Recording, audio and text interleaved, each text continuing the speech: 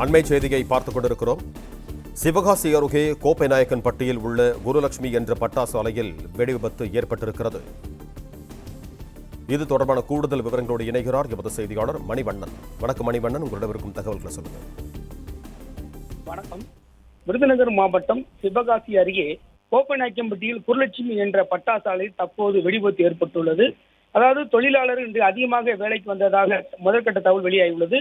அதாவது தொழிலாளர்கள் பலர் உள்ள சிக்கி உள்ளார்களா என சந்தேகத்தின் பேரில் இருக்கிறது. அதை வெடி விபத்து ஏற்பட்டவுடன் உள்ளே இருந்து சிலர் வெளியே ஒடியாந்ததாகவும் பலர் உள்ள சிக்கியுள்ளதாகவும் முதற்கட்ட தகவல் வெளியாகியுள்ளது. அதாவது தொடர்ந்து பட்டாசுகள் வெடித்துக் கொண்டிருப்பதால் மீட்பு பணிகள் தெளிவு ஏற்பட்டுள்ளது.